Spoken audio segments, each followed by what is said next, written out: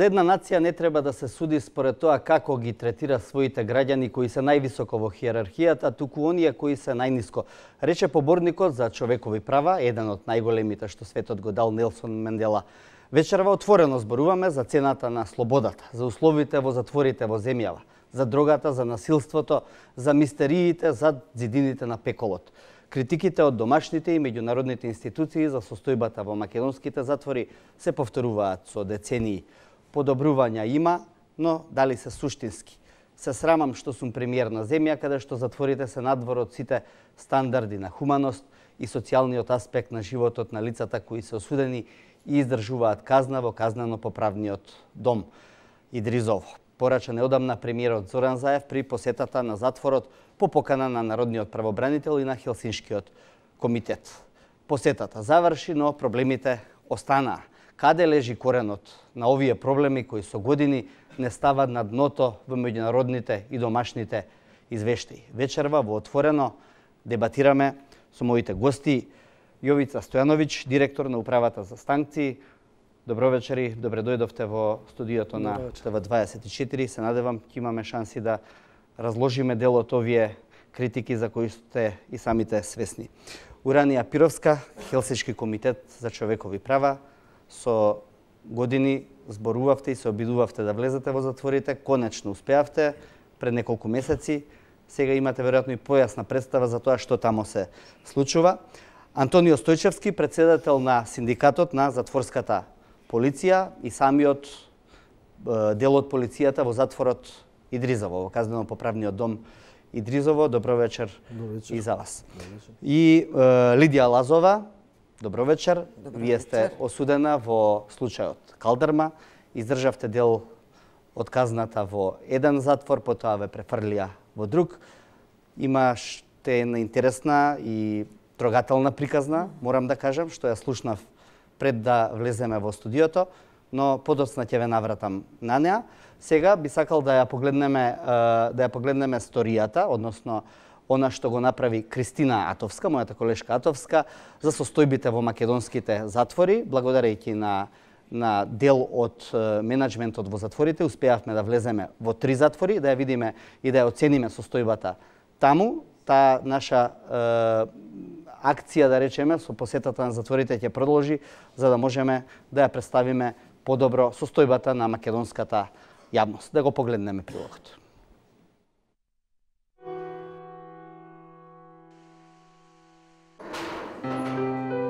Велат, затворот ја докажува вредноста на слободата. Македонските затвори ја покажуваат вредноста на човековото достоинство. Позади камените ѕидини и тешките решетки, огромен број осуденици ги бројат деновите до крајот на агонијата. Неколку затвори ја пуштија нашата камера да долови дел од таа агонија. Идризово, уште нарекуван и осуденички пекол, со најстроги правила за влез. Секундите овде бавно поминуваат. Далеку од тоа дека се добри или дека се на едно ниво на кое што можете личната хигиена да ја одржувате. Значи, оброците не може да не најадат затоа што не се соодветни со она што би требало да биде. Значи, храната тоа е мерило на државата, не само на затворот. Затвор дугошно 2 години, условите се во споредба со другите места тука се многу тешки. Условите се катастрофални. Хигиената не е добра, собите кај што престојуваме не се добри, исхраната не е исто. Казната почнува преку приемното одделение. Први тука доаѓаат и преостануваат од 15 до 30 дена. Тука се прави детална анализа на досието, на личното идентитет на осуденикот, се прави карактеристика на досието, значи и се определува групата. Кошмарот на осудениците почнува со недостигот на легла и личен простор. Тоа се уште по 14 луѓе во просторија од 40 квадрата максимум. Тоа е најголемата просторија овдека. Конкретно во женско одделение, значи користиме едно WC од кои само едното работи, едното не, аз не е многу жени.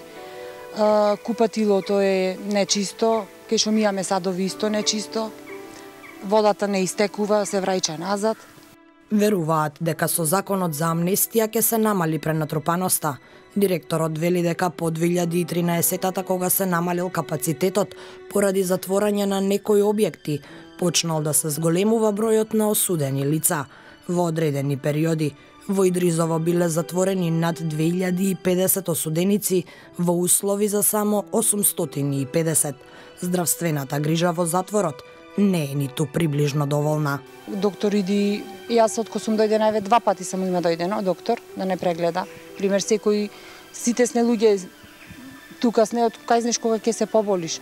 Значи, ако еднаш во месецот отидете на лекар, тоа е веќе успех, искрено речено. Условите за на лекар се многу лоши. Третманот на доктори за терапијата е уште полош. Не можете соодветна терапија да добиете. Ако не ни пратат од дома, овдека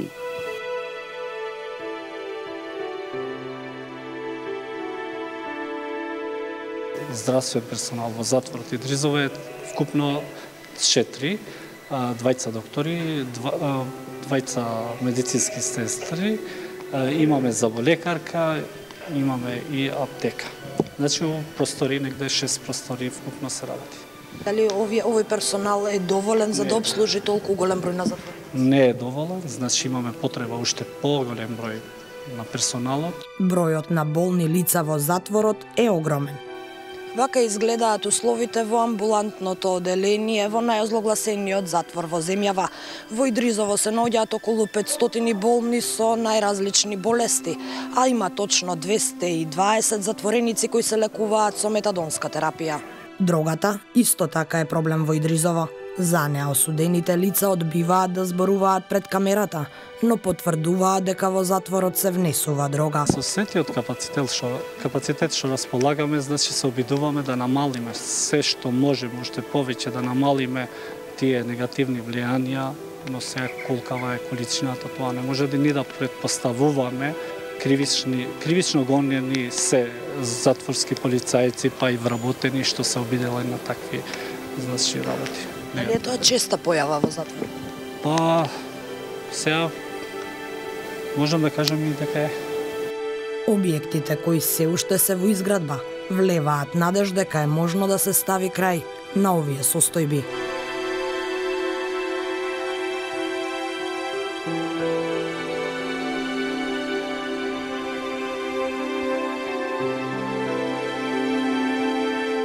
Слични се условите и во Тетовскиот затвор од полуотворен тип, пренатрупаност и недостиг на лекарска грижа.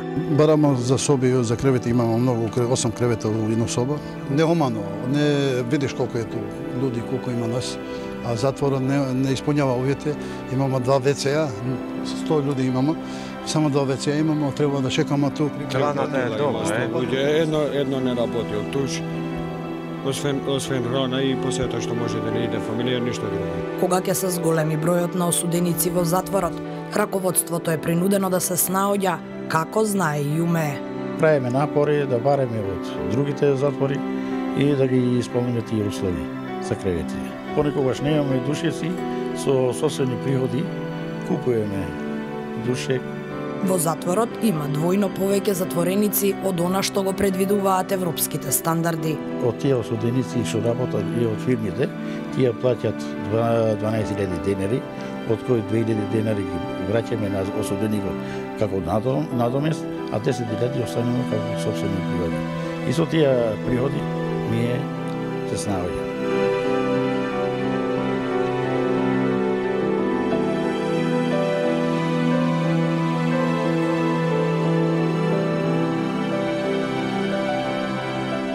Недалеку од Тетово и Скопско Идризово, една казнено-поправна установа ги урива стереотипите за македонските затвори.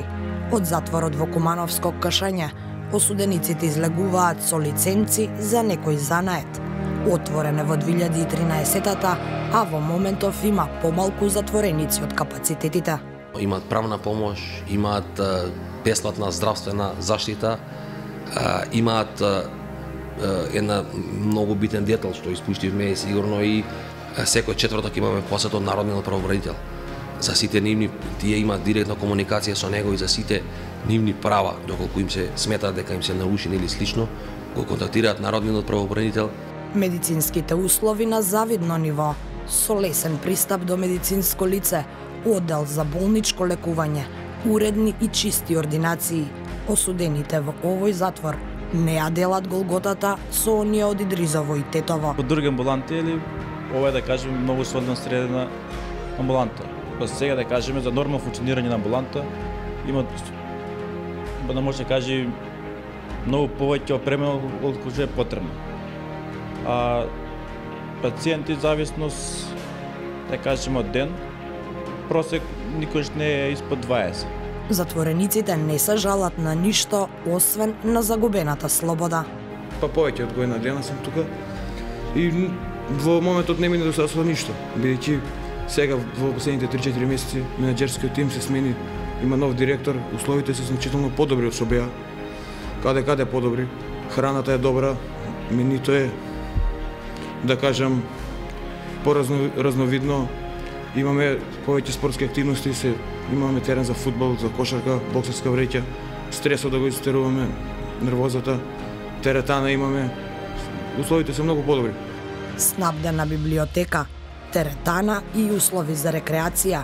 На менито се уште никој не се пожалил, а храната се подготвува по ХАСАП стандарди. Таблицата ни е израчуната на дневното меню изнесува 12.500 килоџули. До сега немаме поплаки. Моментално приготвуваме јас и околу мене 10 помошници. Во неколку работилници осудениците учат нови вештини. Во затворот се спроведуваат курсеви од надворешни обучувачи, а дел од осудените работат во затворот. Лице отговорно и дојдеш за го заложиш. Тоа беше имаш и мисли. И за тоа не плаќаат ништо? Ништо не плаќаат ништо. Апсолутно ништо. И овие лица сите што се работно ангажирани, уживаат одредени привилегии. Сите оние привилегии што другите не ги уживаат, значи слободно движење во период од 7 часа. Еднаш у месецот. Годишен одмор имаат и сите други некои привилегии што другите лица ги немаат.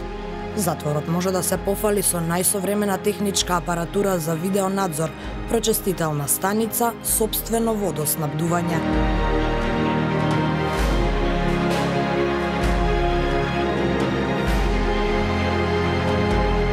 Единствениот заеднички проблем за сите казнени установи е недостатокот на затворска полиција и затворски персонал. Кусокот од работна сила го зголемува ризикот на вработените. Раководствата бараат нови вработувања, бидејќи бројот на надзорници во однос на бројот на осуденици не е ниту блиску до европските стандарди. Токму така сликата од затворите ни ја пренесе Кристина Атовска. Господине Стојановиќ, од лошо до помалку лошо, во затворите знам дека вие однеодамна сте на функцијата на која што сте, директор на управата за санкции. Што се прави за да се подобри оваа состојба? Од кога сте дојдени? Па како да почнам? Значи, 2006 година го напуштив КП до Идризово, многу подобра кондиција. Она што го видов кога се врати во август 2017 година е катастрофа, е мал збор. Навистина е тешка состојбата во тоа установа и од она што го видов правиме максимални напори. Прво, сет на некои мерки кои што ги планиравме и почнавме да ги реализираме. Основен проблем беше пренатрупаноста, која што навистина е огромна. Тоа со амнестијата го надминуваме, кој што ќе ни даде простор да ги довршиме другите проекти кои што се однесуваат на обнова и реконструкција на КПУ и ВПУ со кредитот од Европска банка, така да во завршна фаза во КП Дом Идризово се две оделенија, полуотворено и отворено, со вкупно 546 легла. Моментално се изработуваат креветите, а во текот на месец февруари, значи овој тековен месец, ќе се отпочнат процедури за набавка на душеци и постенина. Значи тие објекти се по сите европски стандарди, со подно грејање и ладење, со плазма телевизори, со соларни панели за Кои објекти? Полуотворено и отворено новите во КП Дом Идризово. Очекувам да бидат селени. Што станува со овој стариот делот? Да бидат селени во април или мај. Стариот дел, значи внатре во ѕидот, во текомната година ќе се заокружи доградбата на ѕидот од задната страна према реката Вардар, за да се зголеми безбедноста и да се спречат ночните птици, јас ги викам, односно префрлувањето на робата преку ѕидовите, пошто тој е низок и не е прегледан. Внатре објектите... Кога речете робата, мислите на она за што зборуваше директорот на затворот, што нелегално се внесува во затворот, тоа е дрога, еден од начините на внесување, да, дрога, алкохол, телефони и други работи. Значи, тоа се сет на мерки кои што се преземаат да се намали гужвата, да се подобрат условите, а во втората фаза од тој проект, односно очекуваме до крајот на оваа година да се распишат тендерите за градба на другите социјални елементи во КП домот Идризово, кои што се внесуваат на влез. Социјални елементи во смисла на внатрешни простори, кои на приемно ново дом болница, изградба на нови објекти изградба, значи нов влез за сите осудени лица и вработени лица каде што се претресуваат и што имаат многу подобри услови него што имаат во овој момент. Значи тука се планирани и опремување на женското одделение, односно во завршна фаза преку Совет на Европа во текомниот месец ќе бидат заменети сите кревети, постелнини, во трите одделенија ќе бидат поставени чајни кујни, машини за перење, машини за сушење налишта, сето тоа благодарение на Совет на Европа. Значи 2 минута или 4 минута е малку за сите активности кои што се терат на поредно од месец август во соработка со другите институции. Да, дали се тие доволни со оглед на пренатрупаните проблеми кои што лежат во овие затвори? Значи лаик би рекол, срушете го тоа и дајте да изградиме еден нов објект по светски стандарди. Пировска, долги години го следите тој проблем, како вие го гледате? Точно е дека долги години го следам проблемот со затворите, уште кога работев и кај Народниот правобранител. Меѓутоа, кога дојдов во Хелсиншкиот комитет, веќе не ни беше дозволено да влегуваме и да вршиме увид во состојбите во казнено-поправните и воспитно-поправните установи. Имавме можност само да ги посетуваме осудениците по нивно барање. Но секако дека јас добивав информации од нив самите што се случува таму. При тоа морам да кажам дека последен пат јас, пред да се смени власта, сега нели бев заедно со премиерот Заев и со Народниот правобранител, но последен пат во 2011 година бев во затворот Идризово и морам да потврдам дека навистина тогаш ако ми беше катастрофално, тогаш сега кога отидов во месец август, јас навистина не можев да поверувам дека е можно луѓе да обстануваат во такви услови и не случајно побаравме премиерот да дојде и со своји очи да види што се случува во затворот Идризово. Заради тоа што со години наназад ние само укажуваме, нашите констатации коинцидираат со оние на Комитетот против тортура кој што доаѓа во земјата, во континуитет праќа препораки и досега Република Македонија тие препораки ги нема имплементирано. Ова што го кажува директорот на управата за извршување на санкции за поздравување. Јас конечно се радувам што ќе видам дека ќе постои еден нов дел кој што ќе има сместувачки услови за 600 осудени лица. Меѓутоа тоа не е доволно. Ние не зборуваме само за просторни услови, ние некојаш зборуваме и за третманот на кој што се подложени луѓето кои што издржуваат казна затвор. А третманот тие многу често се жалат на нехуман третман, на да, тоа е само едниот сегмент. Значи за нехуман третман и нечовечки третман не зборуваме само кога имаме употреба на физичка сила или тортура спрема осудениците, туку и кога имате лоши сместувачки услови, кога немате здравствена заштита. Во случајов во нашиот казнено-поправен систем нема програма за ресоциализација. Казната затвор служи за тој осуденик кој ќе излезе повторно да може да се интегрира во општеството и да биде корисен член на општеството, да разбере дека тоа што го направил е погрешно и дека не треба да се повтори. За жал, досега кај нас казнено-поправниот систем создава повратници. Затоа и голем процентот на рецидиви. Тоа значи дека поправниот дел од системот не постои или е многу слаб? Не постои, а тој сегмент е еден од најважните. Порано во затворот Идризово имаше работно ангажирање, имаше стопанство кое што произведуваше. Затворениците беа мотивирани утре да излезат и повторно да можат да работат. Самиот момент дека нешто создаваа и правеа во казнено-поправниот дом Идризово беше за нив ресоциализација. Тоа сега не постои. едно е сместувачките услови, државата мора да најде начин повторно да воспостави програма за Стојановиќ се работи на оваа програма за ресоциализација. Ние имаме уште еден прилог поврзан на оваа тема, подоцна ќе оди. Па ја би замолил прво да ми дадете малку повише време за да ги кажам сите работи за да биде појасно за што зборувам. Затоа што паралелно се работат неколку проекти. Покрај тоа што се прават сместувачките капацитети, првата фаза се завршува, втората фаза се почна. Се решава здравствениот проблем веќе во завршна фаза на превземање на здравствениот персонал од КП Мидризово и КПУ затвор Скопје преку јавна здравствена установа во соработка со владата, јавната здравствена установа, Фондот за здравство и Министерството за здравство. Сите тие чекори се направени и денеска е почната директна комуникација помеѓу јавната здравствена установа и управата за извршување санкции и Министерството за финансии за начинот на превземање на постоечкиот затворски персонал здравствен преку јавна здравствена установа, каде што е планирано тие да ги покриваат сите примарни здравствени потреби на сите осудени лица во КПУ Скопје и затвор Идризово, освен оној дел кој што е за метадонот. Метадонот ќе го покрива Министерството за здравство. Тоа во петокот го завршивме и денеска се почнати конкретните. Што значи ова, дека ќе добиете повеќе персонал директно во затворот? Значи повеќе персонал, а ние како установи, односно како управа за извршување санкции се обврзавме да ги обезбедиме просториите, одржувањето на хигиената во тие простории. Ќе добиете и апарати медицински кои што се потребни? Се што треба, значи оно граѓаните што ги имаат надвор ќе го имаат и внатре. Сите здравствени потреби ќе ги задовола јавната здравствена установа. Што се вели една амбуланта ќе се отвори во има амбуланти, меѓутоа ќе има персонал комплетен. Кој што ќе има стандарди некакви. Да. Значи тоа е јавната здравствена установа Скопје ќе ги преземе тие активности. Имам две забелешки на вашите прилози. Имаше изјава на персоналот казнено-поправниот дом затвор Идризово дека наводно луѓето кои што персоналот, односно затворската служба која што била инволвирана во внесување на наркотици, опојни дроги и така натаму, дека понатаму била предмет на дисциплински постапки или санкционирана. Јас ќе ви кажам дека еден од најголемите проблеми е токму неказнивоста. Во текот на последните 10 години ние сме воделе многу случаи кои што се однесувала на тортура на затворите. Пред неколку години затвореник поради употреба на физичка сила изгуби еден бубрек.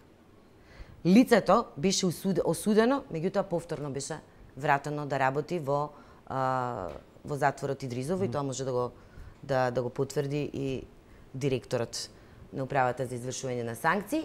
Не е точно дека се санкционираат таквите случаи. Добро, тука и не е точно дека казнено-поправниот дом во затвор во Куманово има совршени услови.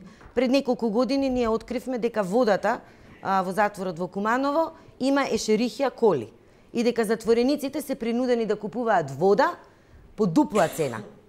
Добро, тоа е инфраструктурен проблем кој што веројатно е настанат во затворот, иако според сликите што можеме да ги видиме од затворот Куманово, она што ние можевме да го видиме како телевизиска екипа, навистина тамо се условите, не знам, Александар Палас за она што се вели за Идризово или за Тетово или за Битола. Чисто за волја на вистината и јавноста да знае. Тука е господинот Антонио Стојчевски од Синдикатот на затворската полиција, може веднаш да го спомнеме ова за кое што Пировска сега зборуваше. Во какви услови работи затворската полиција? Едно прашање. Второ прашање, дали вие сте свесни дека преку членови на затворската полиција во затворите се внесуваат дрога, алкохол и други телефони, сето она што е забрането и што на некој начин не смее да биде таму, и што правите вие како дел од синдикатот за тоа да не биде така? Значи да почнем од првото прашање. Затворската полиција работи во катастрофални услови. Ситуацијата со осудените лица се пресликува и на работата на затворската полиција. Значи работиме во катастрофални услови, почнувајќи како од личниот доход па се до материјалните технички средства за работа. Во смисол, значи немаме основни средства за работа. Немаме возила за спровод на осудени лица, немаме униформи, да не збориме за платата и сатите што не плаќаат. Тоа пречи да не знам, луѓе од таму да бидат похумани и да се однесуваат онака како што налага службата, бидејќи големи се поплаките, вие би рекла ајде посочете, ние секако немаме пример кој што конкретно можеме да го дадеме, но еве Пировска посочи проблеми со лице кое што било претепано и така натаму.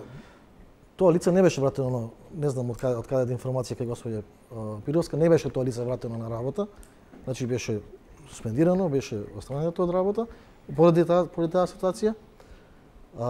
Секој оној што се дрзнал да внесува таква работа, тој што е фатен, откриен, тој е и избркан од работа. Значи не е имуна службата на такви работи. Преземаме мерки, имаме просторија каде се врши претрес на самите колеги. Значи може нешто да пројде, не викам не, меѓутоа не можеме да кажеме дека прашањето не е дали е имуна, дали не е имуна, туку прашањето е во колкава мера не е имуна. Тоа е она за кое што можеме да збориме, за кое што најчесто се обвинувани затворските службеници. Се работат за случаеви кои може да се изберат на прсти.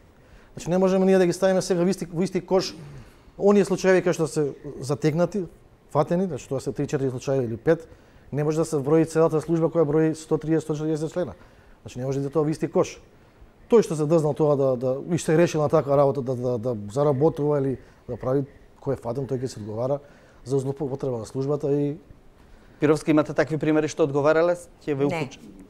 Не. Јас одговорно тврдам, јас сум многу свесна за тоа во какви услови работи затворската полиција и во многу наврати кога сум го посетувала затворот Идризово, сум им укажувала дека можат да се обратат и можат како синдикат да преземат нешто и да го подигнат својот глас пред државата. Јас не велам дека тие не се на некој начин обесправени со оглед на тешкотијата на нивната работа. Меѓутоа, да се каже дека нема корумпирани луѓе кои што работат во затворска полиција. Не рече дека нема, рече дека имало 4 до 5 изолирани случаи, колку што е. Не така. Прво, погледнете го последниот извештај на Комитетот против тортура. Има 9 смртни случаи во минатата година во Идризово. Бараат информации што се случило. Имаат барања за 2 осудени лица врз кои што била употребена физичка сила. Бараат информации за тоа. Јас не сум слушнала дека за тие случаи некој одговарал. Не сум го слушнала тоа. Ако нема одговорен, зашто да одговара некој? Како тоа ако нема одговорен? Сакате да ми кажете дека не се употребува физичка сила во затворот Идризово? Сакате да ми кажете дека сите припадници на затворската полиција одговарале кога примениле физичка сила над затвореник? Ве молам сега. Ајде да не кажуваме научна фантастика. Јас тврдам одговорно пред сите дека никој од затворската полиција не употребил сила доколку тоа било неопходно. Можеме да разговараме за тоа што е неопходно и тука има побаравте збор на ова прашање, бидејќи навистина тој проблем што се наметнува. Претходниот прилика кога имав можност да кажам нешто бев прекинат, не би сакал да бидам прекинат во некои работи, меѓутоа како дополнување дека работиме интензивно на обезбедување на 560 комплети на униформи за сите затвори во Република Македонија. Мислам дека сме во завршна фаза со таа работа, откако сум дојден се обезбедени 14 возила за транспорт на осудени лица до судовите, така да веќе немате поплаки дека некои осудени лица не се носат до судот на судење. Таа работа ја надминуваме, значи сет на мерки кои што се направени. Реков, прво е амнестијата, второ е објектите, трето е пробацијата која што ја форсираме, здравството го заокруживме, значи како модел на работа, во процедура е изградба на нов истражен центар, значи шутка, она што е постоечкото кој што сите не пенелат и другите 7 вкупно притворски одделенија. Мислам дека во догледно време ќе биде минато. Судница како гранце ќе се гради во КП Дом Идризово, исто така во Битола комплетна реконструкција на целиот затвор ќе се прави, така да тие услови кои што се, да кажам, како тортура на тие што седат во притворот, замислете има 0,8 Новокорелација на ова што го зборувавме за затворската полиција и на условите за затворите, и тие се жалат на условите. Слушнавме и во прилогот колку има чувари на колку осуденици, како беше? Значи во европски рамки треба да е на 2 осудени лица да е една униформа. Кај нас е една униформа на 200 осудени лица. Добро, мислите дека во такви услови може да функционира затворска полиција и дека во такви услови нема да царува и мито и корупција и пријателски врски и мафијашки врски и секакви? Вака, значи во тој контекст бројката на затворската полиција дефинитивно е малечка, меѓутоа тоа не го спорува фактот дека постојат такви случаи кои што се поединечни, меѓутоа јас верувам дека има и организирани. Не случајно експертите од ЦИП-ите кои што доаѓаат секогаш во Република Македонија и нотираат такви работи, во последниот извештај 2016 година имаат употребено такви тешки зборови кои што навистина прв пат се среќавам во мојата пракса од 24 години работно искуство во затворите. Ендемска корупција. Дали треба повеќе од тоа да зборувам? Меѓутоа, како влада, како управа за извршување на санкции, во соработка со невладините организации и сите релевантни фактори во Република Македонија, се надевам дека во наредниот период ќе успееме да го спречиме тоа, односно да го намалиме преку разни обуки, преку Совет на Европа веќе се прават обуки на затворскиот персонал и за ресоциализација и затворската полиција. Тоа се проекти, меѓутоа мора да се создадат предуслови за да може тоа да се реализира. Во една огромна гужва тоа е невозможно да се реализира. Се надевам дека во наредниот период и во измените на законот за дека со амнестијата тоа ќе се олесни. Тоа е првичната работа. Тоа е првичната работа. Значи вкупниот број на намалување е 800 души. Од 2700 осуденици спаѓате на 1900. Идризово ќе падне на 1100. 1100, кога ќе ги вселите 546 кревети вамо, ви останува 500 души во зидот. Таму ќе играа брканица. Буквално така сликовито кажано, значи многу простор ќе има и ќе остане простор за поголема грижа за осудените лица, а помалку обврски, односно порелаксирана работа на затворската полиција и поголема контрола. Ова како го кажавте, да ви е мерак во затвор да отидете ако играат брканица? Интенцијата е на управата, односно откако сум дојден јас, да затворите се испразнат. Значи правиме сет на мерки и измени во закон за извршување на санкции, каде што повратниците до 6 месеци, односно сега ќе бидат до 12 месеци во помалечките затвори, дистрибуцијата, односно прераспределувањето на осудените лица од една до друга установа, имајќи во преди дека управата има комплетен увид во статистичките податоци за сите установи и знае каде има место, може да ги распредели. Ќе доведеме до таа ситуација да имаме помал прилив во КП домовите во Штип и во Идризово и нема да се соочуваме со пренатрупаност и да има проблеми со работа. Секако дека менаџментот, односно раководниот персонал на затворската полиција треба да си го подигне своето ниво на знаење и на оперативност. Тоа ќе се овозможи преку обуките и мајчи во преди дека 2005-2006 година сум бил директор на КП дом Идризово со 106. Тогаш мислите дека беше подобра состојбата во делот на затворската полиција? Пофункционална.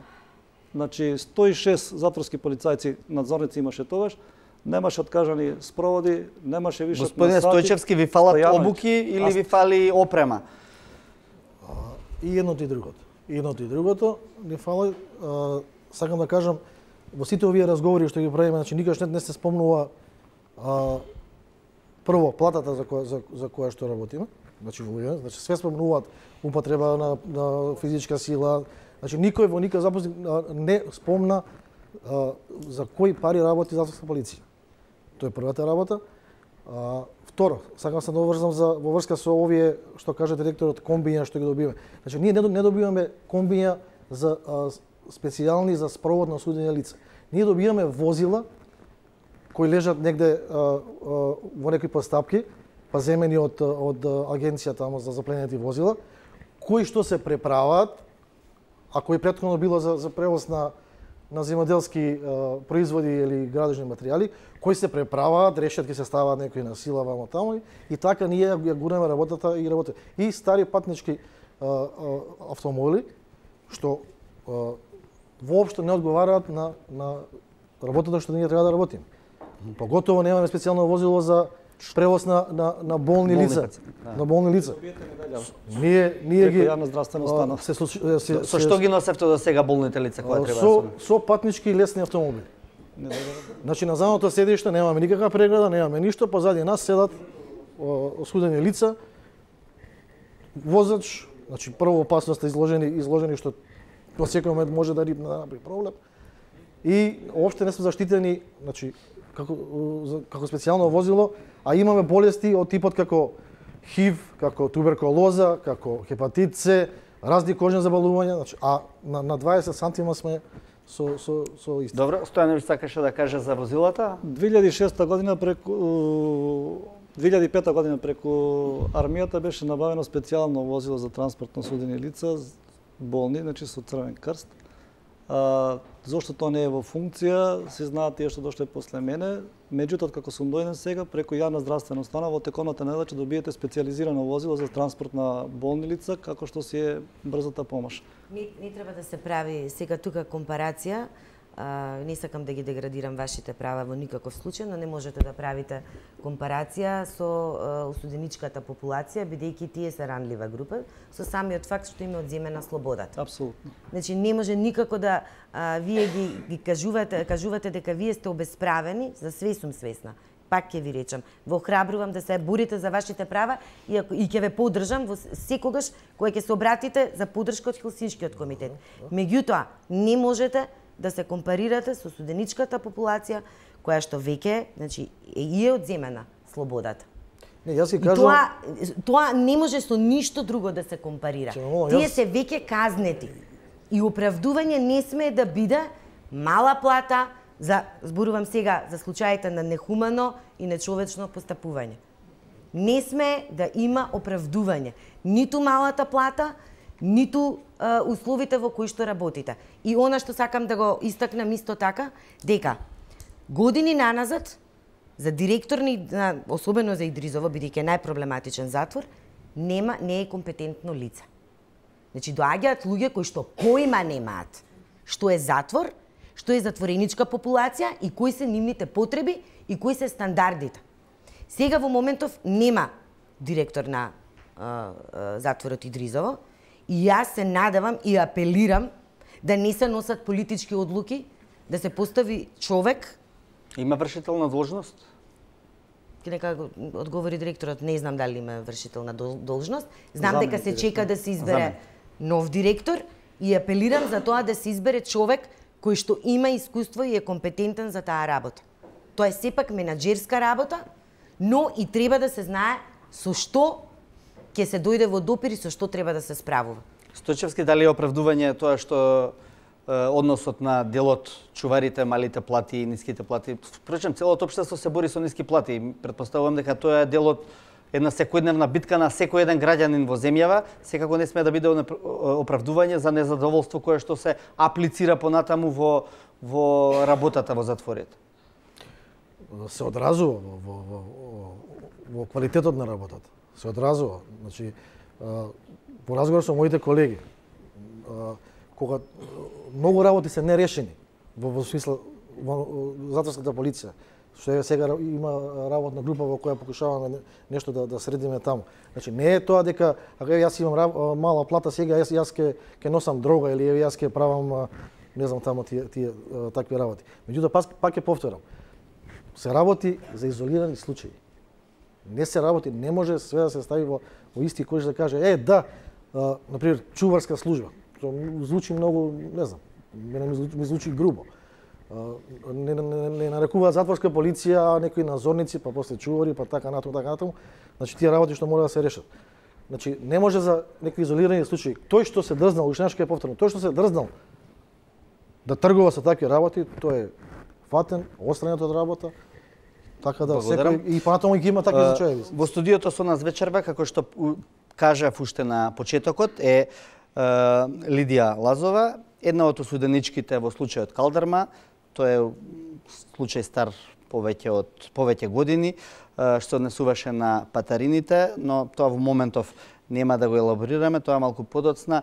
Господја Лазова, кога вака се дебатира за ова, навидум работите не изгледаат толку страшно, можеби се решливи, еве доаѓаат позитивни пораки од менеджментот на новите затвори, но вие имате и лично искуство кое што го споделивме, како што веќе рековме, и би сакал сега уште еднаш да позборуваме малку за тоа. Како беше вашето искуство во притворското оделение во затворот во Битола? Во Битола, да. Така е. Во Битола. Опишете ни малку таа ситуација за да имаме представа за тоа што се случува таму. Мислам баш онака убаво како што ја објаснивме и пред емисија. Претежно и македонската јавност и организации од Хелсиншки, од влада заинтересирани. Секогаш дебата се водела за истражниот затвор за Скопје, за Идрисово.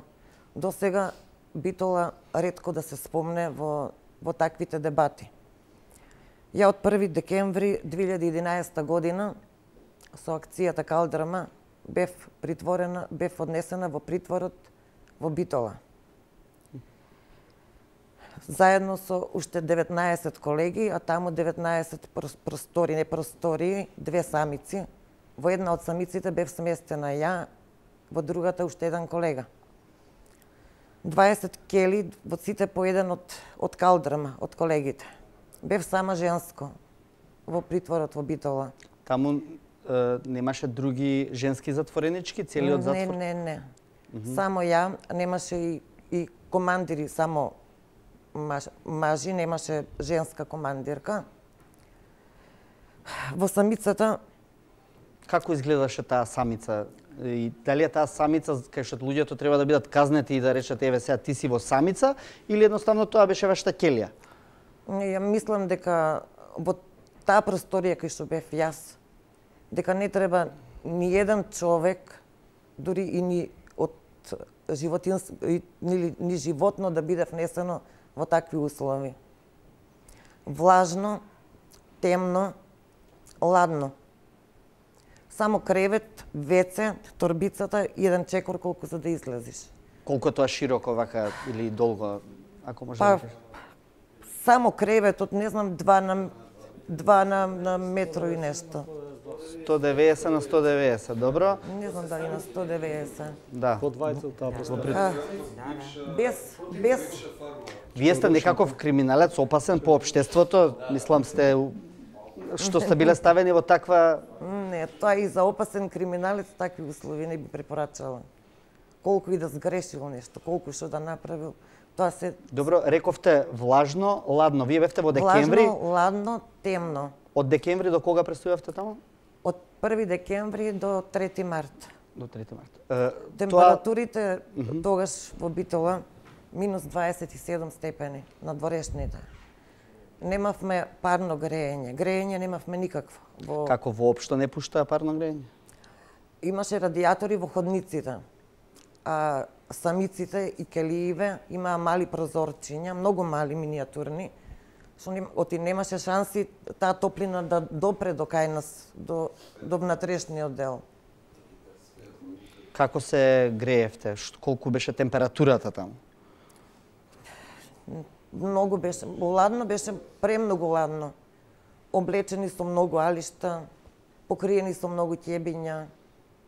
Добро, како одржувавте лична хигиена, како се капевте на тие температури? Се капев. Моравме, бевме приморани, во сабота имаше мислам ден за капење, за бањање. Само и сите мажи и само јас жена. Го пуштаа водата многу кратко време, уште не протечена, например, да речеме жешка, ја запираат готова со скоро ладна вода. Ти им викаш на командириве, ладна е, не е ладна. Не можев ни коса да се исушам, ништо. Цело време, мислам, бевме уствари смрзнати. Сакав, се молев за да може да се стоплам од командирите, барав шише жешка вода да ми донесат.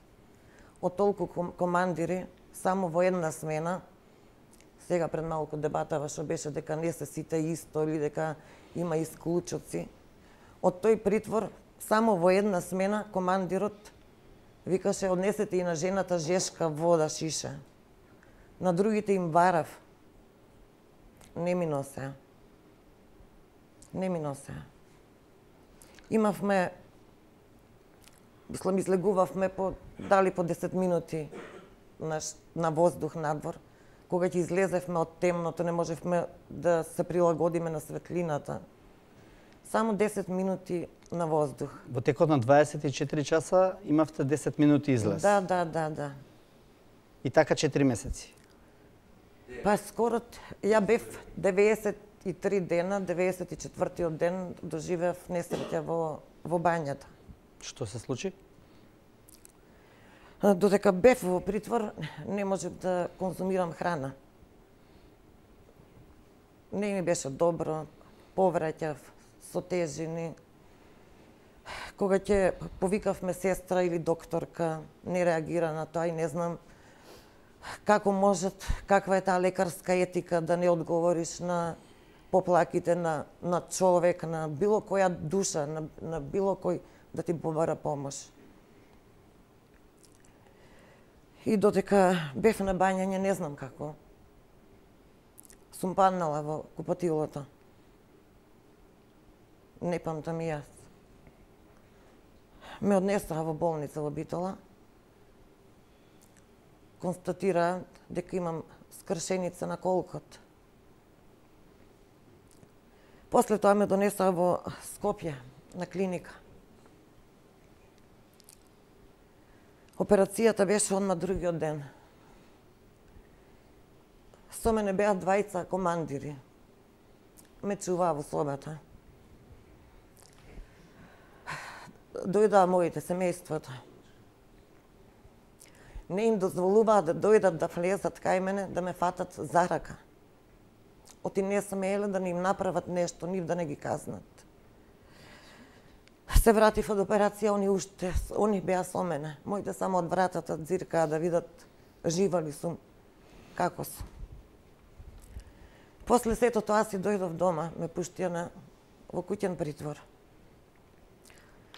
Бев многу ослабена, многу слаба. Мораше доктори доаѓа и дома. Ми викаа да станам, дека мора да станеш, да почнеш да одиш, да се движиш. Ја не можев тоа да го направам. Може би месец помина, не можев да станам, не можеа да ме дигнат. На секое подкревање се онесвестував. Сето тоа се должеше на сите тие 3 месеци слабост, смрзнатост, неухранетост. Адвокатот побара преку ми даваа дозвола за да одам на контрола на травматологија. Конзилијарно мислење, докторите подпишаа дека треба да одам на продолжено лекување на Бањско за вежби, за после операцијава. Судот не ми дозволи. Судијата пред сите колеги во судницата се смееше. Вика, тука и барања за бања сте поднале, да не сакате и во спа центар да одите. Судијата Ѓоко Ристов се смееше. И останав дома, останав во станот да се движам до масата. Не можев да ги носам и патериците, штаките, како да речам, помагалата. Ти бев многу ослабена, ми ставаа сунѓери под рацеве. Не можев да се подпрам.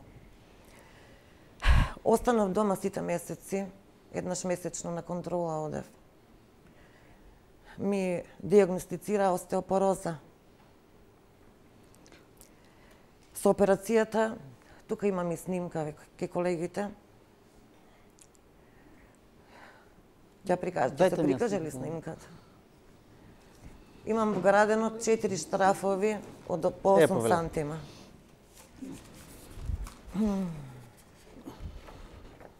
Не знам на каде, на каква камера. На оваа камера. Да, во рете. Добре. 4 штрафови по 8 сантима. Требаше за 1 година штрафовите да се отстранат. Меѓутоа, заради остеопорозата, заради недвижењето, заради непримената здравствена нега што требало да се случи, штрафовите до ден денеска ги носам со мене. Не може да се направи операција. Имам болки, не можем да клекнам, некои така покрети не можем да ги да ги извршувам, ми смета. Да. Да, потресно навистина. Ова е дел од тој здравствен систем, затворски систем кој што произведува не само тажни судбини, произведува судбини кои што не може да се поправат подоцна. Имаме човек кој што заради условите во кои што лежал, денеска се уште не може да оди онака како што треба, заради хигиената, заради сето она што се случувало, заради тоа што затворските командири тамо не ја пружале потребната помош, лекарите не ја пружале потребната помош. Возможно ли ова да се случува во 21 век во Македонија? Ако е прашањето во мене, значи да почнеме од вас. Морам да појаснам неколку работи во однос на тие што се наоѓаат во притвор.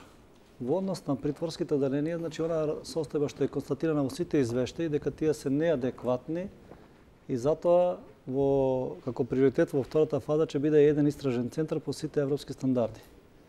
Со цел овие да се затворат, значи за битолското, конкретно пошто јас ги знам и димензиите и како се дека се тоа апсолутно неадекватни услови за чување на такви лица во таа просторија, кои што се осумничени дека нешто направиле.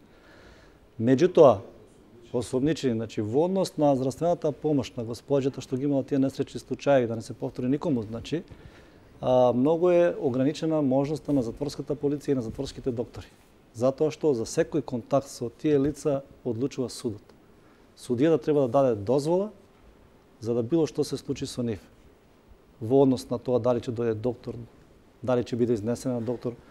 Во тој ургентен случај, веројатно, веднаш ја однелен во болница и после таква интервенција, колку што јас имам познавање од таа работа, морално било да се даде да иде на банско лекување, затоа што таа операција таква работа захтева. Точно дека условите да ги опишам поубаво во Битола, пошто од стрес госпоѓата не може да ги каже. Значи, во ходникот од централниот дел се наоѓаат притворските простори кои што се апсолутно неадекватни. Надворешното осветлување е подалеку по 3 метра од лево и од десно. Индиректно осветлување. Да. И затоа тоа сега ќе биде срушено. А може директори да ве дополнам за осветлувањето. Толку темно во просториите. Оти, например, самица, вие кажавте дека знаете како изгледаат, само еден кревет е доле. Не можев ни да читам, не се ни гледаше. Така, и индиректно осветлување кој што е далеко. Многу темно. И не е Добро, но тоа сепак не го оправдува, односно вие ќе речете за секој треба судски налог. За контакт со притворени лица апсолутно. Значи за носење на лекари тие работи. Значи самата установа не може да се грижи. Ние сакаме да имаме поголемо влијание и во новиот истражен центар, значи новиот притвор што се гради во Капедол и Дризово, ќе има и заеднички простори, зашто тие се само осомничени. Зошто да бидат исклучени од секојдневниот живот и исклучување? Да, а всушност сега притворот е најголемата казна, како што може да се доживее. Ама пак, значи не се решава се со тоа што еве ќе се направи посебен дел за, се извинувам, само да додадам. Тука има голем удел и судството наше. Да не заборавиме дека за време на поранишната власт, во некоја, не знам која година точно беше, имавме 100% зголемување на бројот на решенија за притвор. Се сеќавате на оние колективни решенија за кои што ние излегувавме во јавност, вашите, шпиун и така натаму, каде што воопшто немаше образложение за секој еден од кои причини судијата утврдил дека мора да се определи мерката притвор. Значи, во законот постојат алтернативни мерки, од тука и пренатрупаноста во затворот Скопје, односно затворот Шутка. Ние цело време на тоа укажуваме. Значи, не е само градење на нови простори. Судиите мора да почнат да судат според стандардите на Европскиот суд за човекови права, да ја користат судската пракса. На нив им е најлесно. Ајде, притвор нема да сгрешам. Ајде, све живо и диво во притвор. Па јас кога одам во притвор да ги посетувам притворениците, 90% од нив знаете што добиваат само како медикаменти? Средства за смирување. Сите се или на диазепам или на хелекс. Знаете колкави количини? Не може да обстанат. Сега конечно ме пуштија да го видам затворот Шутка, да влезам без присуство на притвореници, на осуденици. Влага, освен тој хашкиот дел, што е новиот дел, каде што сега еве моментално е сместен, мислам дека Чавков и неколку лица. Тоа е, како да ви кажам, хотел по сите стандарди. Другите делови, таму каде што беше сместен Томислав Кежаровски, каде што беа повеќето калдрма од вас, тоа е не влага. Хигиена, не сакам да зборувам за тоа. Добро, тука ќе ги прашаме дел од луѓето што беа притворени во овој случај, во случајот Калдерман. Во студиото има 20 на луѓе кои што беа во притворските оделенија токму за овој случај. Таму практично ја служија својата казна. Повелете. Добро вечер на сите, добро вечер и на гостите. Јас сум еден од притворените во познатиот случај Калдерма. За разлика од колешката бев 9 месеци и 6 дена внатре. Во гробот, ние така го викавме популарно. Што да се каже, таму навистина еве и директорот нешто посочи, меѓутоа јас би кажал дека тоа е најверојатно некоја бивша свињарска фарма, адаптирана за овакви случаи, кај што се внесуваат луѓе, потенцираше и директорот, се уште не обвинети. Значи, ние сме до моментот на добивањето на обвинителниот акт, се уште сме осомничени. И сега ја би се запрашал, после 9 месеци активен притвор, додека траеше судењето и додека апелација ни ги потврди на сите, успат да кажам дека ние сме можеби единствен случај во светот каде што 86 обвинети, сите до еден ефективно осудени, значи нема ни една условна пресуда во нашето дело, нема ни една ослободителна пресуда. Ние сме можеби единствен случај во еден ден истражниот судија Туфекџиќ, добро познатиот, сега слушам дека е судија, искуца 86 решенија за притвор во 24 часа и ние следниот ден бевме расфрлани во државата, не собираше во шутка сите. Некои бевме во Битола, некои беа во Тето, некои беа во Гевгелија, Прилеп, низ цела држава. Ние бевме и се уште... Каде бевте вие конкретно? Јас бев во Битола, значи 9 месеци и 6 дена бев во тие нечовечки, нехумани услови. Храната колку беше по-лоша, толку повеќе ќе моравме да трошиме пари во така наречената кантина, бидејќи некои од вработените таму има најверојатно склучено договор со еден супермаркет, да не го именувам, па така да колку по-лоша храна добивавме, повеќе пари трошиме на кантина. Што значи лоша храна? Што добивавте? Храната ни беше, може да го кажам менито, значи некаде од април месец до август. Во петок имавме граф, во сабот имавме грашак, во недел имавме леќа. Во понеделник имавме повторно граф, во вторник имавме леќа, во среда имавме грашак, во четврток имавме некој варен ориз со некои печурки што растеа во влагата таму во притворот. Месо немавме пробано од декември месец. Прв пат ни дадоа на Великден ни дадоа едно копанче и за Нова година, се извинувам, ме подсетија колегите. За Нова година ни дадоа, меѓутоа затворот снема струја, притворското оделение снема струја до 9 саатот на 31 декември. Ни донесоа некој полуварено месо и тоа мислам се фрли, се врати на кучињата најверојатно. А храна не ви беше дозволено да ви донесе некој од надвор? Храна, јас бидејќи бев до крај, некој од колегите порано излегоа, јас бидејќи бев до крај, заради некој случај бивш на доставување на некоја, да не речам дрога, во сендвич на некој од другите затвореници, храна од надвор ни беше забранета до август месец. Значи јас од дома 8 месеци храна домашна немав пробан. Преживеавме трауми многу големи. Малолетната ќерка не ми дозволија 9 месеци да ја видам. Тоа ќе било траума за незе. Јас ќе се запрашам дали не е траума што нема да ме види 9 месеци. Мислам дека многу малку можеме да кажеме што сме преживеале. Па макар и да сме криви. Значи, ние до моментот на пресудата и до моментот на потврда на апелација на повисокиот суд, ние сме се уште обвинети.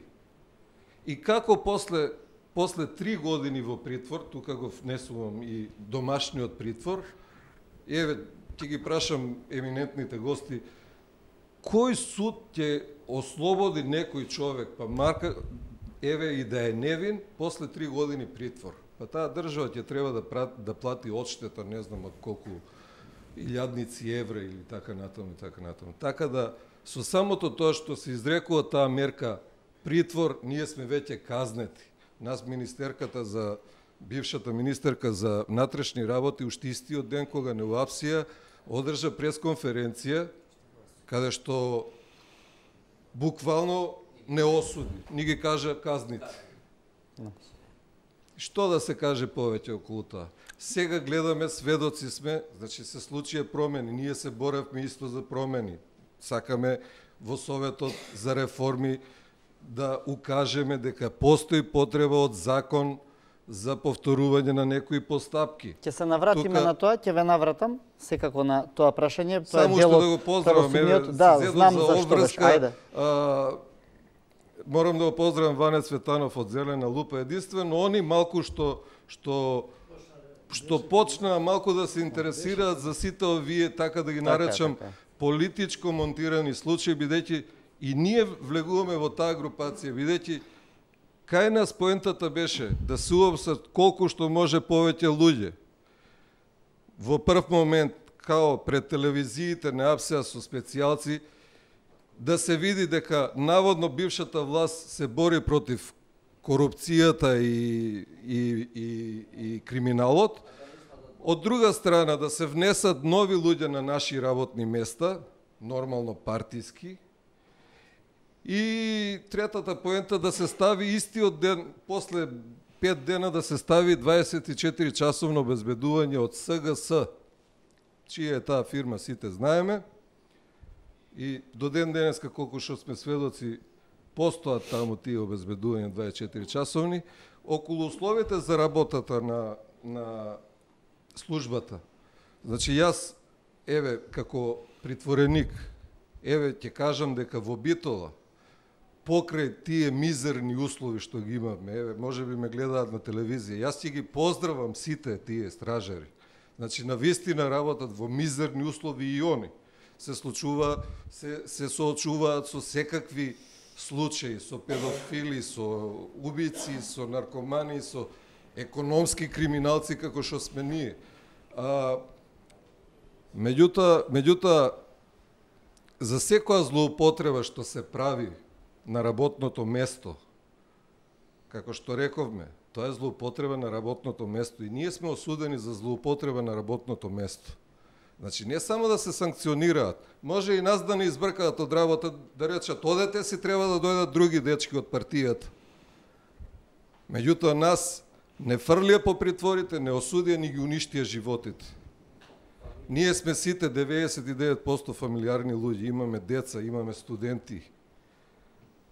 Каде јас сега да барам работа на 52 години? Кој мене ме сака? Кој мене ќе ме сака? Јас сум веќе оцрнет како криминалец. Да, благодарам. За сега тоа е дел од прашањата и за таа ресоциализација која што толку многу ја зборуваме, дека луѓето после едно вакво травматично искуство во затвор, во притвор, во било која установа таков тип, сами откаже. Како? Има еден друг момент тука, за кој што не се зборува.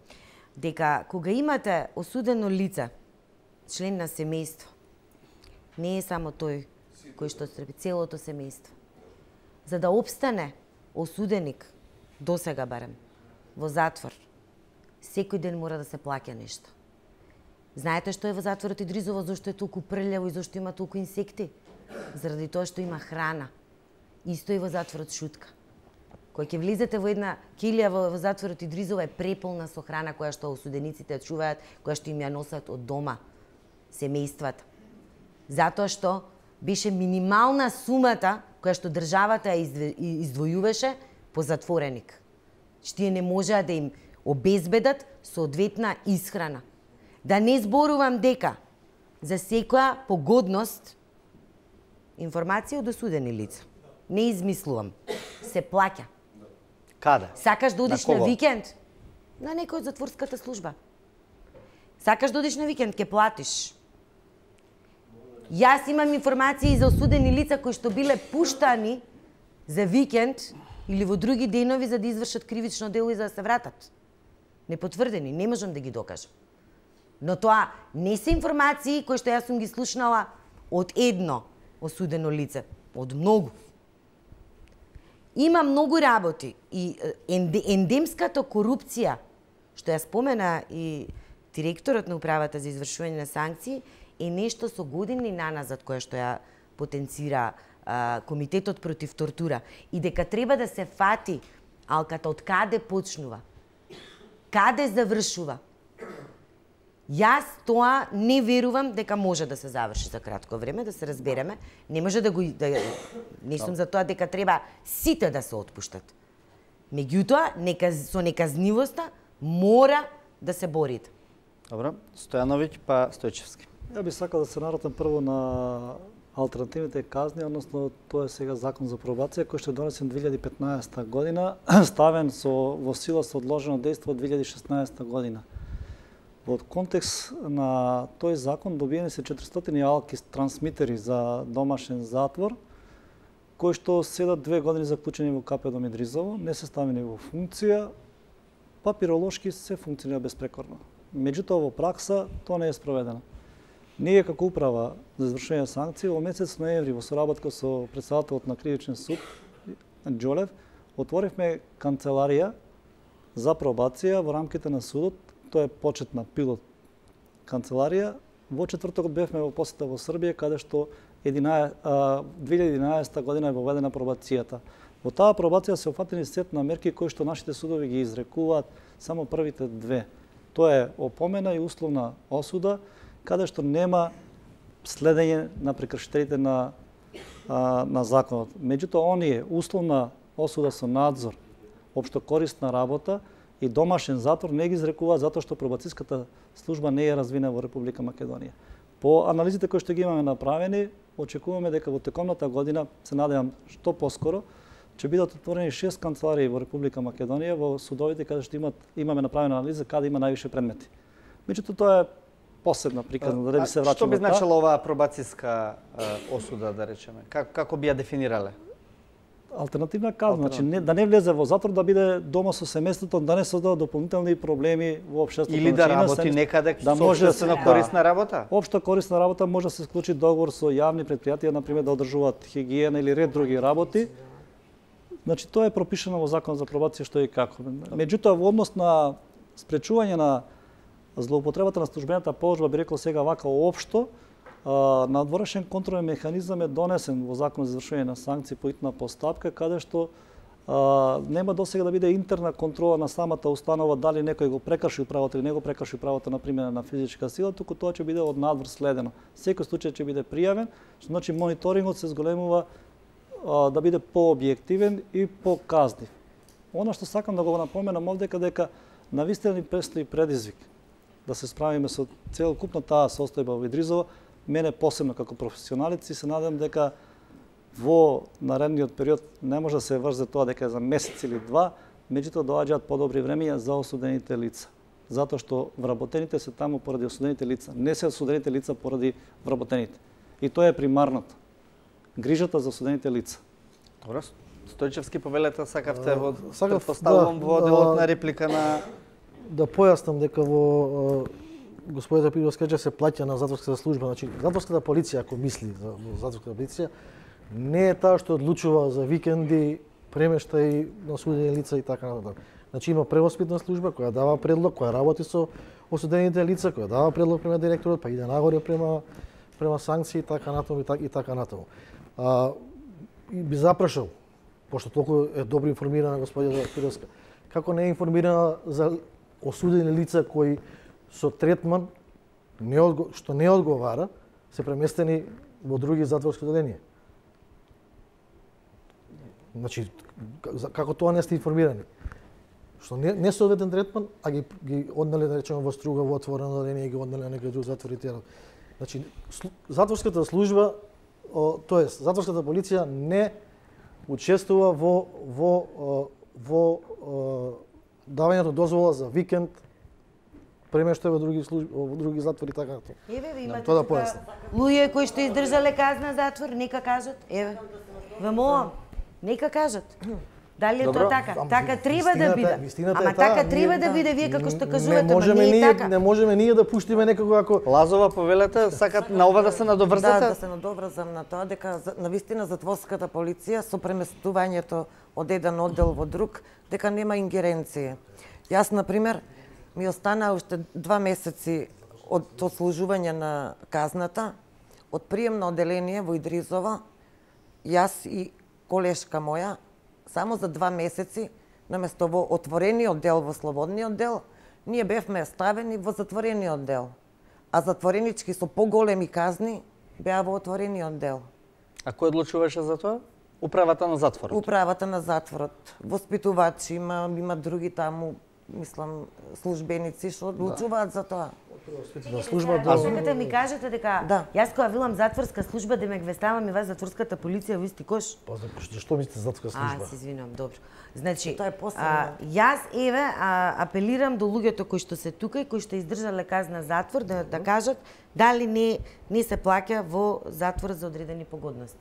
Добро, имаме некој од тука присутните во студиото што би сакал да проговори на оваа тема. Дали во затворите се плаќа и треба да се плаќа на... да го пушти на викенд, тоа го прашувам. Или тоа е малку шкакливо прашање?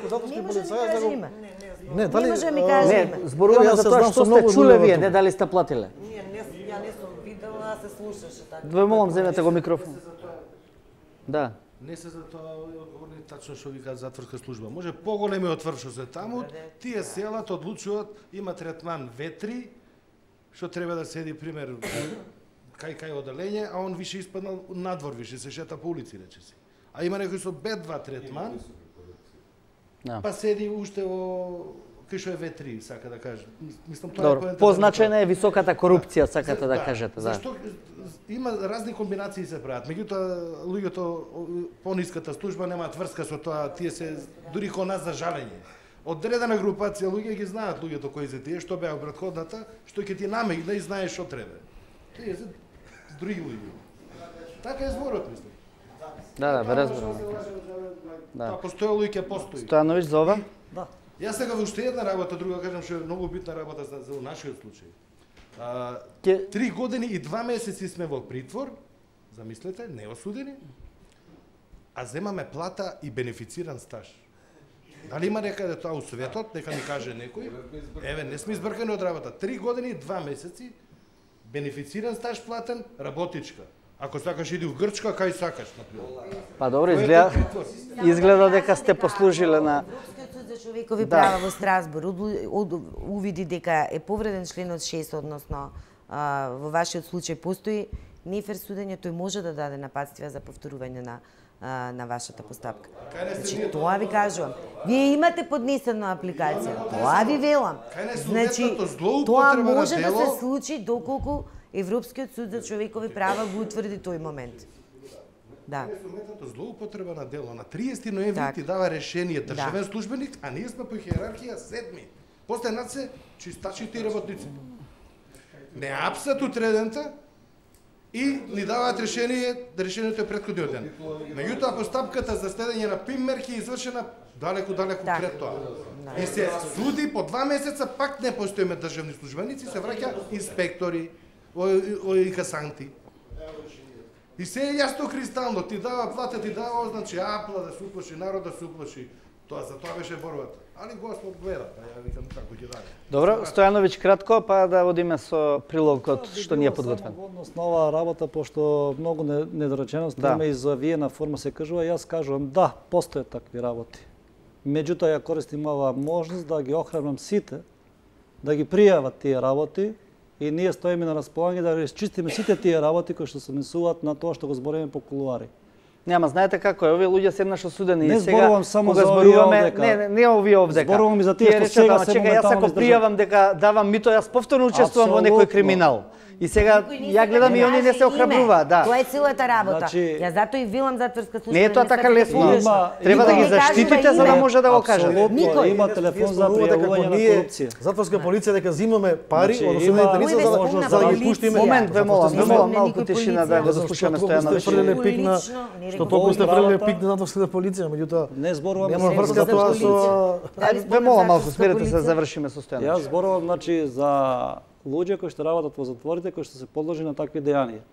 Во управата постои телефонски број каде што се пријавуваат анонимно такви случаи, што значи заштитени си. Втора работа, може да пратат барање за разговор со нив. Значи стручните служби од управата доаѓаат да разговарат насамо со тие и да ги пријават да бидат заштитени. Значи ги охрабрувам, уште еднаш кажувам, да ги пријават сите случаи на тој број или пак во директен контакт со нас, да ги стражиме тие работи, да ставиме стоп на таа. Јас веќе сум разговарал. Значи, ние ќе доаѓаме и ќе им досадим во затворите. Јас сакам да се стави крај на оваа работа. Зошто да бидат дополнително казнувани тие луѓе што се... Добро, ви благодарам. Не може без микрофон, мислам дека и попусто овак. Добро, за да заокружиме делот расправата, тука го повикувам прилогот на Атовска за ресоциализацијата и разговорот со психолозите. Затворите полни со повратници. Процесот на ресоциализација очигледно потфрлува. Воспитувачи премалку, осуденици премногу. Стручниот кадар задолжен за ресоциализирање на затворениците смета дека условите за работа и кадарот се најважни за овој процес. Во речиси сите затвори недостасуваат психолози и воспитувачи. Со оглед на фактот дека според европските стандарди оптимална бројка, односно најдобра бројка со која што може да се работи и да се делува е 15 до 25 осудени лица. Кај нас не е тој случај. Со оглед на пренатрупаноста која што имаме во моментот, еден воспитувач, советник, работи со група на осудени лица со бројка преку 120. Се трудиме, колку што ви реков порано имаме, колку условите се, како што видовте, не се баш најдобри, но ние даваме се од себе за да им помогнеме колку толку на осудените лица во решавање на нивните проблеми во затворот и надвор од затворот. Кадарот е професионален, но малку броен, сметаат стручните лица во затворите. Според нив, методите и инструментите кои ги користат се успешни, но процесот потфрлува поради катастрофалните услови. Сепак сметаат воспитувачите дека огромна улога игра ресоциализацијата во постпеналниот период, односно по излегувањето од затворот. Сите мерки, методи, индивидуална и групна работа ние ги применуваме. Меѓутоа, акцентот не се става само на периодот кога едно лице е на издржување на казна затвор, тука треба да зборуваме и за постпеналниот период, кој што всушност продолжува по завршувањето на казната затвор. Ја правиме ние подготовката за тој постпенален период, односно периодот кога осуденото лице го подготвуваме за отпуск. Вршиме индивидуални разговори со нив во групна форма и индивидуални разговори, решаваме нивните проблеми колку што сме во можност. Инаку овде сме вработени моментално 20 воспитачи, кои што моментално работиме со група од 80 осудени лица. Раководствата на казнените установи бараат повеќе персонал за да го спроведуваат процесот на ресоциализација, како и работилници и обуки кои треба да ги подготват осудениците за живот надвор од затворот, но без криминал. Осудениците велат дека имаат добар однос со воспитувачите, но сметаат дека не добиваат доволно внимание. Да, тоа беше прилогот. Лидија, ќе ве прашам вас во однос на ова политика. Добивте ли во затворот, еве после да речеме во Идризово, кога бевте во последните 3 месеци, успеавте ли да добиете некакви насоки за тоа како понатаму да оди вашето ресоциализирање, враќање во институциите на системот, враќање во животот во нормала? Не. Зошто? Па не знам, имаше таму воспитувач еден. Мислам дека и немаше потреба за некои случаи, например, или луѓе што биле со такви казни или со такви личности како нас да разговараат со неа или да ни кажува работи некои за поправање на поведение или нешто. Меѓутоа требаше се работи со други затворенички. Навистина што имаа потреба да се поправат, мислам се води како казнено поправен дом, а не како казнено уништувачки дом. И какво беше искуството, тоа што можевте вие да го видите тамо во однос еве на другите штитенички? Дека не се работи на тоа, не се работи. Или во недоволна мерка? Во недоволна мерка, не. Да. Добро, Стојановиќ, тоа е една од важните работи, бидејќи, како што беше споменато и во прилогот, не слушнав точно бројката, но голем дел од осудените лица повторно се враќаат во затворите, што значи некаде системот закажал во однос на поправниот елемент. Значи, бројот на повратниците не е случај само во Република Македонија, сака да има повратници. Меѓутоа, она што е за охрабрување во последниот период е се поголемата вклученост на невладините организации и на меѓународните организации кои што активно учествуваат во програми и процеси на ресоциализација или остручување за живот после затворот. Тука е проектот со Хелсиншки комитет, со UNDP, Хелсиншки за малолетници за обуки, значи UNDP за посебни стручни занимања како што се пекари, заварувачи, работи што се бараат на пазарот. UNDP работи сега моментално во затворот, женски, значи во Капедом Идризово проекти, и се надам дека во наредниот период бројот на невладини организации кои ќе понудат програми и проекти ќе се зголеми за да се офати се поголем број на осудени лица, а она што кажав дека развојот на пробацијата нема да доведе до ситуација на пренатрупаност во установите и че има повеќе простор, односно че се намали бројот на еден воспитувач со колку осудени лица ќе работи. Моментално, ако е 80, ќе се спушти, предпоставам, до 30. Се разбира, потребни се нови дополнителни вработувања и ефективна примена на обуките кои што се направени во соработка со Совет на Европа и при разни студиски посети во Европа што се направени, како таму тоа функционира да се примени во пракса овдека. Добивте ли вие зголемување на буџетот во делот на овие работи за кои што зборувавте? За ќе се руши, рековте, затворот во Битола? Тоа е грант. Тоа е грант од 2 милиона и 100.000 евра, каде што ќе биде изградена судницата во Капедом Идризово и комплетна реконструкција на затворот Битола, и јас очекувам таму да нема притвор. Значи да се поместат. Битола ќе доживее реконструкција или ќе се доградува некој дел? Реконструкција Битола, значи комплетна реконструкција. Од простори преуредување, машински дел, значи за парно грејање, осветлување, комплетна реконструкција, значи. Тоа е исто во овој грант од 2 милиони? Да, во тој грант. Мислите дека е доволно овој грант од 2 милиони да ги покрие? Се е пресметано, тоа го пресметуваат странците зашто тие ги даваат парите. Значи се е пресметано, нацртано и ставено во процедура за изготовка на... А во истражниот затвор во Скопје? Скопје, значи, во таа фаза обезбедени се пари преку кредитот од Европска банка за обнова и развој, тој што го зборува 45 милиони евра. Од него се до сега потрошени околу 19 милиони евра и со тоа ќе биде завршена првата фаза. Во втората фаза, значи со тие 25 милиони евра кои што стојат на располагање, направени се редефинирање на приоритетите. Значи дел од градбите ќе се стагнираат, значи нема да се трошат пари на рушење, него ќе се дислоцира комплетно новиот објект истражниот центар, значи. Во Капедом Идризово ќе се направи, а затвор Скопје со помали средства може да се преведе во затвор до 3 години. Да се искористи тој процес за таа работа. А до кога ова ќе го направите?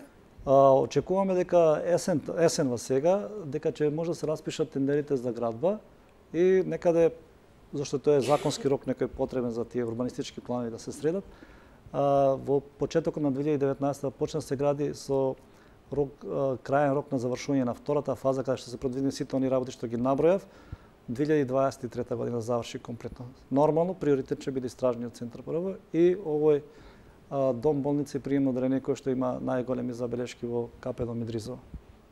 Добро, благодарам. Господин Стојчевски, ме интересира како се спроведува делот на амнестијата. Дали тоа ви создава сега некои дополнителни проблеми, бидејќи тоа е посочено како еден од проблемите? Нас како затворска полиција не учествуваме ние во тоа кои се амнестира и како иде тоа, значи го прават други служби. Да, се разбира, да. Ние само очекуваме нешто да се олесни работата, нашата работа во врска што намалувањето на бројот на осудени лица во врска со амнестијата. Значи да се олесни работата на затворската полиција. Да. Добро, повелете Стојановиќ за амнестијата? Значи, амнестијата прво има некои недоразбирања и од она што може да го видам како прилог на некоја телевизија, кога станува збор дека се пуштаат селективно лицата кои што добира амнестија, треба да појасниме дека казнено-поправните установи и воспитно-поправните установи има обврска согласно Закон за амнестија да изготват поединечни барања за сите осудени лица кои што подлежат на тој закон. Ние тоа го направивме, значи работеа и прва и втора смена затворските служби и понеделникот, првиот ден работен, со координирана активност, сите затвори во сите судови ги разнесува сите предлози, барања за примена на Закон за амнестија. Вкупно на број се тоа 2286 од затворите. Со тоа што очекувавме, односно точно да се ослободат 709 осудени лица, до денеска, значи, забуната настанува од барање до решение. Значи, затворот поднесува барање, судот донесува решение. Како што ги носи судот решенијата, јас бев присутен, значи, петокот мало имало гужва, меѓутоа саботата и неделата бев присутен во КП Дом Идризово, каде што директно бев присутен како се работи на амнестијата. Доаѓаат 55 решенија, меѓутоа тие 55 решенија само 5 се за веднаш излегување. И од нас се шира шпекулации, овие 5 платиле и излегле, овие 50 не платиле останале. Со денешен ден, точно до 16:30 часот, излезени се вкупно од сите затвори 436 осудени лица, а повратно се вратени во затворите 1409 решенија од судовите, од кои што 8 се негативни. Очекуваме дека во овие следни денови ќе се комплетира комплетната бројка од 800 да излезат. Значи работата е сега кај судот, колку ажурно ќе ги имам информација дека и тие доста ажурно работат, меѓутоа службите остануваат и попладне, час поскоро. Значи поентата на амнестијата не е да ги задржиме осудените лица внатре, дополнително сите директори добија нападствија секаде каде што постои простор законски да се даде член 206, да се даде за таа бројка да биде уште поголема. Значи очекуваме дека преку 800 луѓе ќе ги напуштат нашите установи во овој период, кој ќе донесе значителна заштеда на средства и можност за подобрување на условите. Добро. Пировска, ќе биде ли тоа помош некаква за оние што остануваат во затворите? Добро, како што реков и претходно, краткорочен ќе биде ефектот. Многу е поважно пробацијата да почне да се спроведува како што треба и многу е важно да судиите водат сметка при одлучувањето, особено кога станува за збор за мерката притвор, да ги користат многу почесто алтернативните мерки. Притворот треба да биде крајно решение. Значи, и треба точно да се образложи зошто се определува таа мерка. Значи, ова сега ќе донесе едно мало олеснување. Јас се надевам дека во периодот што доаѓа затворите ќе работат, да речем, казнено-поправните установи, воспитно-поправните установи ќе работат потранспарентно, дека граѓанскиот сектор ќе може да има влез, дека дури и медиумите, колку почесто објавуваме што се случува, не зависи тоа само од управата за извршување на санкции и ниту пак зависи само од затворите. Зависи пред се од тие кои што ја водат државата. Државата е таа која што треба да обезбеди доволно средства за да можат осудените лица да имаат хумен и достоинствен престој. Јас сам уште еднаш би сакала да истакнам дека ние имавме можност да ги посетуваме малолетничките затвори, дека станува збор сега за 8 малолетници кои што издржуваат казна затвор и 19 воспитно-поправна мерка. Двете категории сега се моментално заедно сместени. од проста причина што се уште се гради новиот малолетнички затвор во Тетово. Морам да кажам дека образованието е главниот проблем тука и да потенцирам дека сите недостатоци кои што досега ги споменавме, токму на оваа популација највеќе се одразуваат. Тоа се малолетни деликвенти кои што стануваат криминалци кога ќе излезат надвор, бидејќи не постои понатаму служба која што им помага во нивната ресоциализација и во нивната реинтеграција. Добро, ви благодарам. Да ги видиме поентите на вечерашната емисија и ќе се вратиме со завршен коментар. Последниот извештај 2016 година имаат употребено такви тешки зборови кои што навистина прв пат се среќавам во мојата пракса од 24 години работно искуство во затворите. Ендемска корупција. Дали треба повеќе од тоа да зборува? По европски рамки треба да е на две осудени лица да е една униформа. Кај нас е една униформа на 200 осудени лица. Ја мислам дека во таа просторија кај што бев јас, дека не треба ни еден човек, дури и ни од ни животно да биде внесено во такви услови. Влажно, темно, ладно. Само кревет, веце, торбицата и еден чекор колку за да излезеш. Казната затвор служи за тој осуденик кој ќе излезе повторно, да може да се интегрира во општеството и да биде корисен член на општеството, да разбере дека тоа што го направил е погрешно и дека не треба да се повтори. За жал, досега кај нас казнено-поправниот систем создава повратници. Токму така, Лазова, ајде со вас да почнеме за она што се вели завршно. Рековте, никому не би му посакале таков третмент. Што ќе им порачате на властите? Можат и кога треба да го поправат ова што сега постои како услови во затворот? Јас мислам дека колку побрзо, толку подобро. Да се спасат човечки животи, судбини на цели семејства. Судовите да работат поправилно. Во затворите исто да се подобри состојбата. И сите тие работи. Да биде подобро, никој да не го доживее тоа што го доживеавме ние во сите овие години, не само од нашево дело, туку и од многу други дела. Што доживеавме притвори, затвори, повреди, омаловажувања. Очекувате ли дека е тоа можно да се направи во еден кус период, каков што вели господинот Стојановиќ?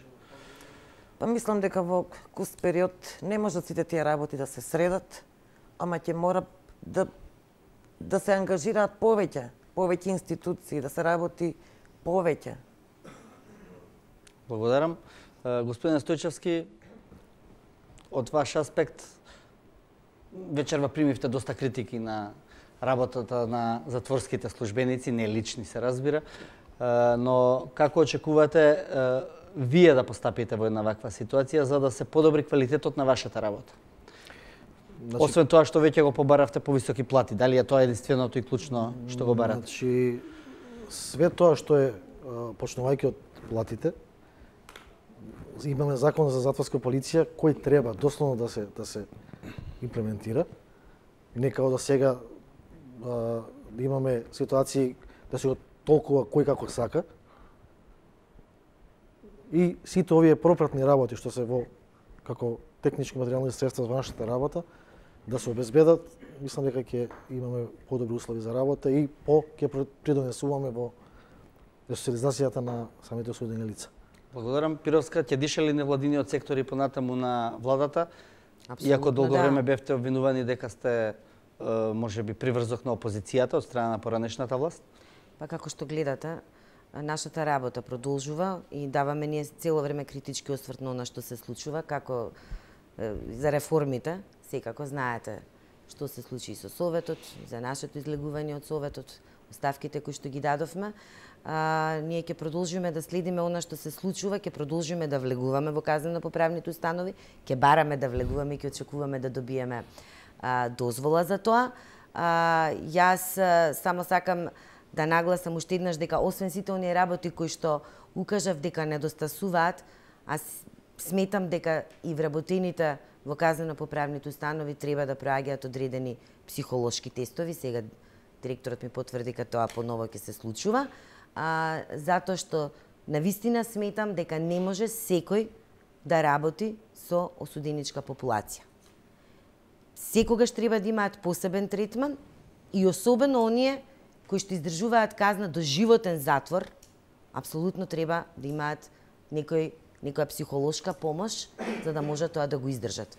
Добро, благодарам директоре.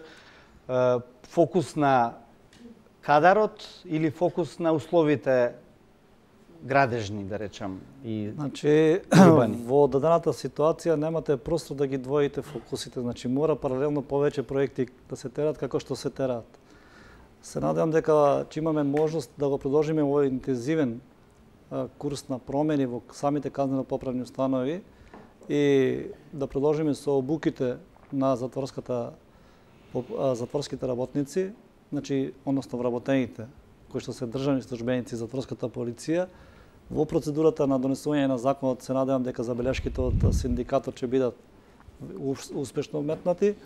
Она што сакам да го потенцирам посебно дека транспарентноста во извршувањето на нашата работа е примарна, за да општеството види дека затворите се составен дел на нашето општество. Сите тие што се внатре ќе дојде денот кога ќе бидат повторно надвор. Сакам да нагласам дека во координација со труд и социјала таа постпенална поддршка која што треба се даде на тие лица кои што излегуваат по завршување на казната затвор, да ја зголемиме за да можеме тие лица да ги следиме, значи и пробацијата. Затоа во контекст на тоа тој член фамозен 206 сега се укинува, за да може самите затворски служби да предлагаат условен отпуст со надзор, односно тие лица што се пред крај на казната, дали тоа ќе биде 6 месеци или 8 месеци, да предложат условен отпуст со следење, односно да имаат свој пробацијски службеник кој што ќе ги води до нивното снаоѓање во надворешната средина. Посебно, кај оние што се со подолги казни, рачунајте, еден човек е 10 години натре, после 10 години светот е надвор сменет. Нему му е неопходна помош да се вклопи повторно во реалниот живот. Ви благодарам, почитувана публико, притвореници, тука сте сите од Калдерма, вас осуденици, во голем вашата казна ја подлежавте во делот на притворот, најголем дел, затоа така се изразив. Ви посакувам правда, она што го барате преку сега судот во Страсбур и преку македонските судови да се оствари. Јас, како што и ветив, ќе направиме и специјална емисија за овој дел. Денеска разговаравме повеќе за условите за затворите, но во секој случај ви благодарам што бевте тука присутни и што бевте навистина така активни. Благодариме и ние и ве држиме за ветувањето дека ќе ме викнете на специјална емисија. Ви благодарам, почитувани панелисти, ви благодарам што бевте вечерва присутни во студиото на 24 отворено. Почитувани гледачи, останете со телевизија 24, следува серија, следува Преспав.